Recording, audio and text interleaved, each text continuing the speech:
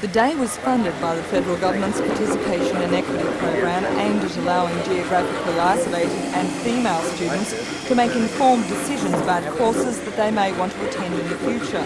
According to Principal of the College, Ted Watson, the primary objective is to give girls hands-on experience in trades. To have the girls choose to come into non-traditional areas is something that takes time. We've had quite a number of girls come through in trade areas. The Electricity Commission have employed quite a number of girls. The 170 students from Merriwar, Singleton and Muswellbrook High Schools were given the opportunity to try a number of trades like microcomputers and agriculture and hairdressing. The day was the first of its kind to be held at Muswellbrook, but gauging from its success and providing the funding is forthcoming next year, organisers are hopeful it will become an annual event.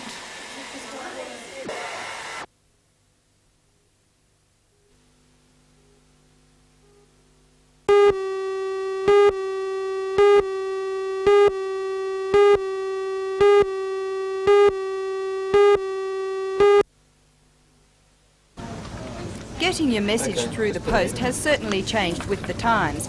Customers now have an array of methods to choose from, including the imagegram, electronicgrams, as well as the traditional letter. This new post office in Warners Bay was built to reflect those changes. It replaces an out-of-date building which could not be improved to cater for the expanded services. Well, the old one was simply quite ineffective and out-of-date. It was a leased building. We weren't able to improve it and provide the range of facilities we want.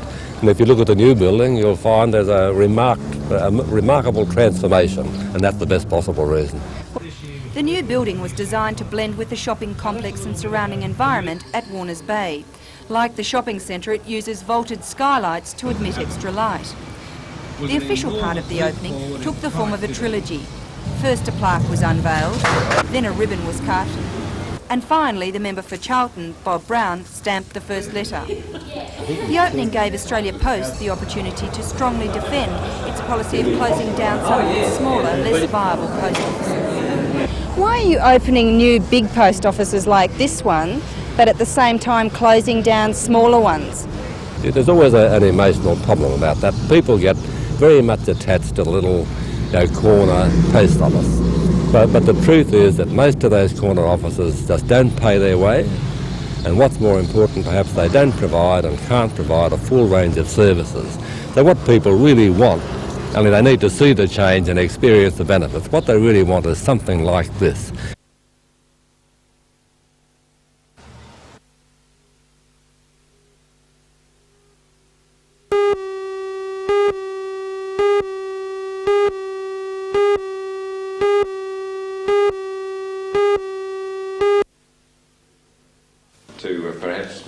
Des's last television appearance was in July 1984, after 18 years with the company.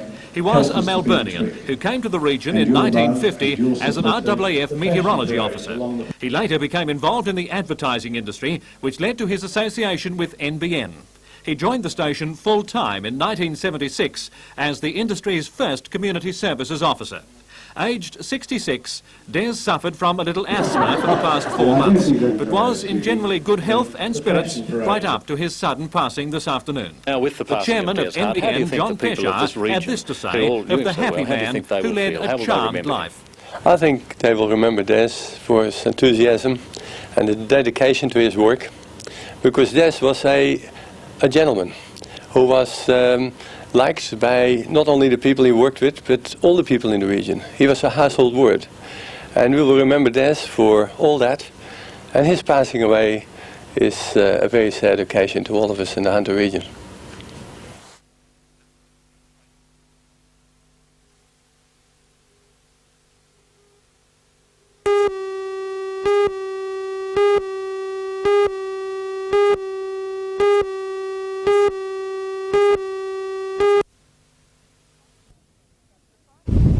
The $5,000 study recommends the cleaning up and general upgrading of this site, as well as the construction of a fence along this 70-metre cliff to allow visitors a safe look at this great view. It says the site is also of historical significance, with military occupation dating back to the 1890s. During the Second World War, the cottage and the gun emplacement were the central command post for Newcastle's defences. Formerly owned by the Army, the site has since changed hands to the State Lands Department, with Newcastle City Council as its trustee. The consultants, Gardner Brown, recommend that the cottage should remain as a residence, with the possibility of converting part of it to a tea room. The public has been invited to make comments on the study. The council will also consider tonight an unusual proposal for 23 townhouses in New Lambton. If adopted, the development will span most of the length of the old Caledonian Railway corridor between St James Road and Newton Street. The town planner says the project, which will include 4, 3 and 2-bedroom townhouses, will provide an aesthetically pleasing use for the presently overgrown and rubbish-ridden corridor. And at Warrabrook Estate, a proposal is being put to council for 19 housing department townhouses and 30 flats for the elderly. The development is to be built within the housing estate on Casuarina Circuit.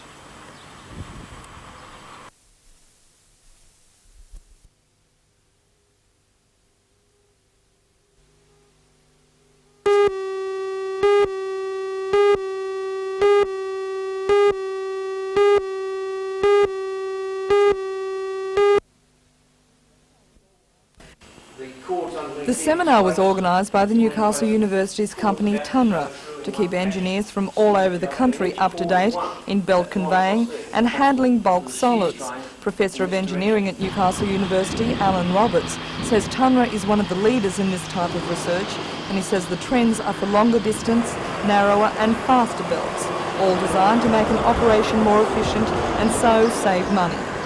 Materials handling and transportation is a very significant part of the overall costs of producing minerals and other products, so that any improvement, even if it's only of a fraction of a percent, will be a very significant saving.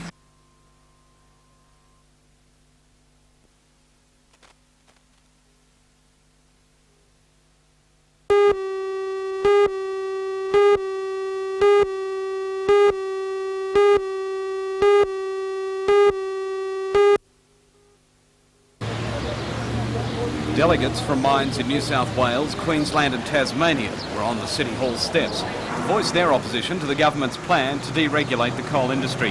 The government wants to free up coal export controls to allow producers to be more flexible in the marketplace. The unions see that as an open invitation to overseas companies to buy Australian coal at cheaper prices. And this, the miners claim, would mean a loss of jobs. We've actually been very tolerant of the situation. The announcement was made on the 17th of September.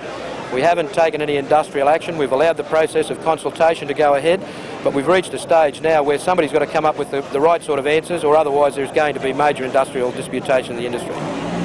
That tolerance turned to loud vocal protest when Senator Evans and Mr Dawkins arrived.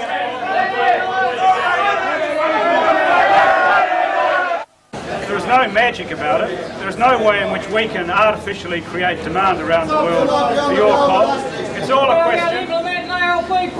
It's all a question of ensuring that Australia continues to be as competitive as possible.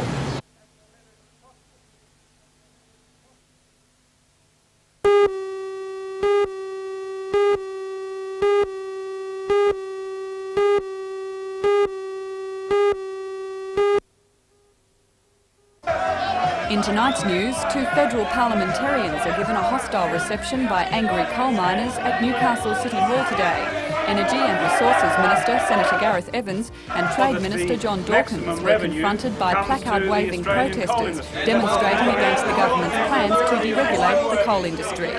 Join Ray Deneen and Anna Manzoni for all the news tonight at 6.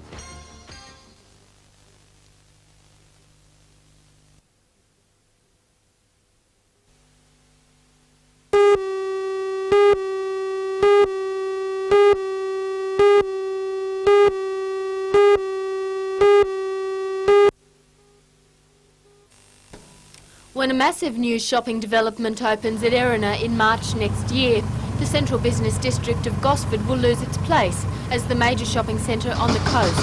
To compensate, Council has recently adopted the recommendation of a city centre plan to cultivate the area into a large-scale office and business district. Already Council has okayed 2 multi-million-dollar office developments. This one on the western end of Man Street, incorporating 4 separate buildings, and the revamping of the Broadwater Hotel by the Toots Company. Toots will construct 2 office blocks on the site next to the council chambers. Another development is now before council, which, if approved, will bring the projected total for new office space in the Gosford CBD to 42,000 square metres. To help fill this, government will encourage government departments to relocate to the Gosford district.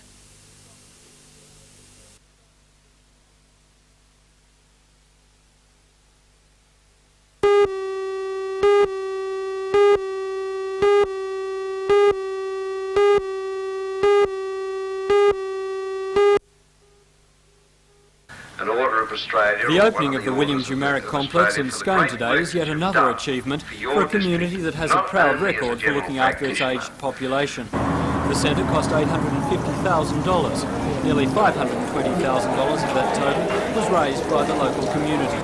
In fact, in the last 15 years, the Shire of Scone, largely through the efforts of the Upper Hunter Village Association, has raised $2.5 million for facilities for local aged people.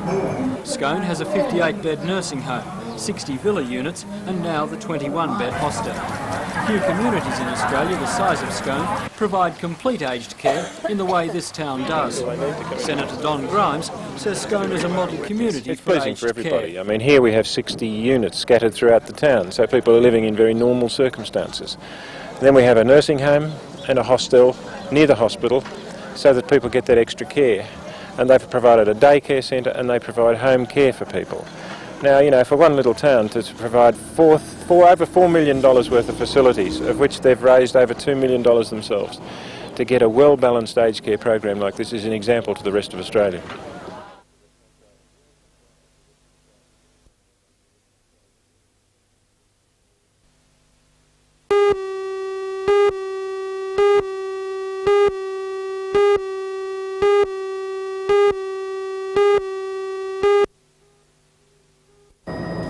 The $150 million hospital complex at Rankin Park is due for completion in 1990. The project represents the biggest single contract ever to go to tender from the Department of Public Works, and local company McCloy, teamed with a Sydney-based Hutchison firm, won the lucrative contract from 6 other national building companies. The contract is worth $105 million, and according to company manager Don McCloy, will generate hundreds of new jobs for local people. A tremendous amount of local people. The great bulk of people will be local. My company in particular is all local and always has. We've never extended our business outside the Hunter region. There's potentially 1,000 jobs all up.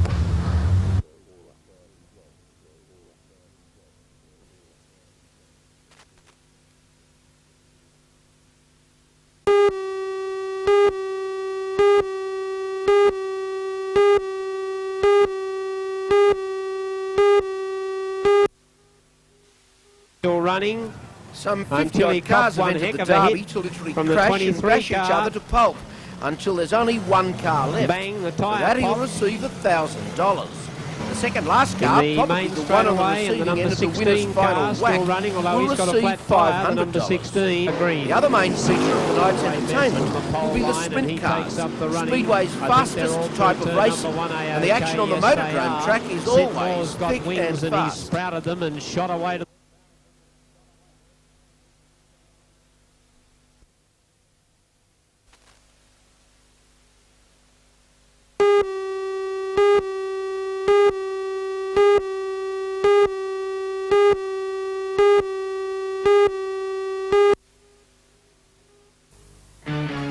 This is the high-tech, high-profile image that Shortland Electricity hopes will help maintain their position as a major energy supplier well into the future.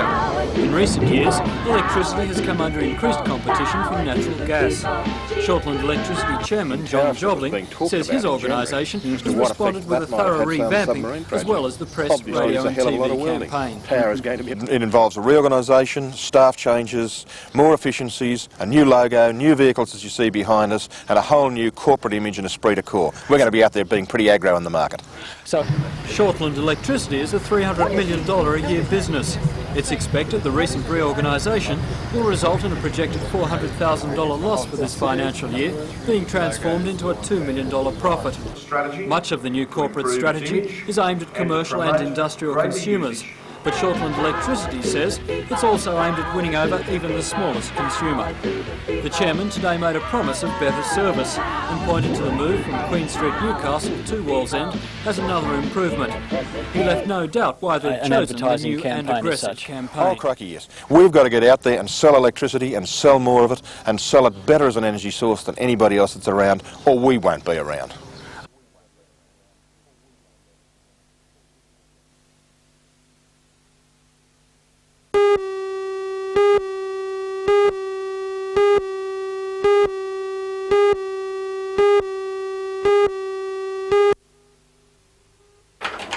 The researchers say RSI strikes a multitude of professions, ranging from piano players to coal miners and office workers. They say it's not a new phenomenon, that scribes in ancient Egypt complained of writer's cramp. Using computers to investigate RSI, however, is new. This computer measures the minute delay between each key press and lets the user know when they're slowing down and fatigue is setting in. Well, we might be able to use this procedure to assist in diagnosis of the disease, also in indicating when the person can come back to the workplace after an extended period of absence. So we might be able to use it as a diagnostic evaluation aid. Dr Heath says the project is now at the stage when volunteers are required. He also hopes to introduce the software package to occupational health groups next year. I think it's been around for a very long time. There's some reports.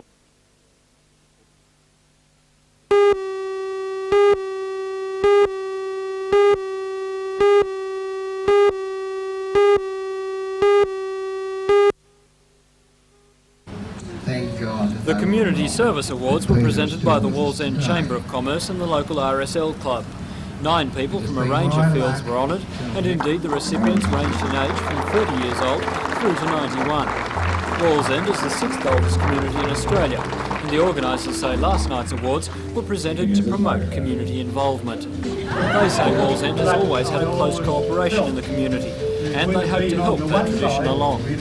Awards were presented to several people involved in the Wallsend Hospital, including the matron, Margaret Neal, and a president of the hospital board for 25 years, Peter Bradley.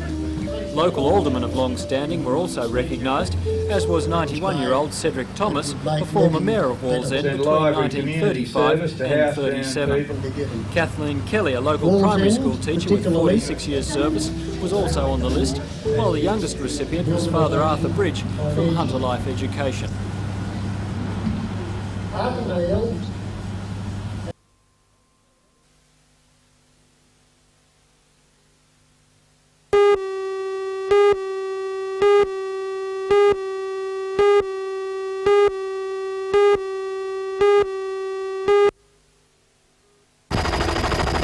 Broke down at one end of the Hexham Bridge, and according to police, traffic was banked up as far as Raymond Terrace. Traffic was then diverted through Tomago and over the Stockton Bridge in a bid to ease the jam. It was some time before the truck could be pulled off the bridge, and police say that it no sooner happened than there was a 4-car pile-up at the other end, causing further delays. However, the road has now been cleared and traffic is returning to normal.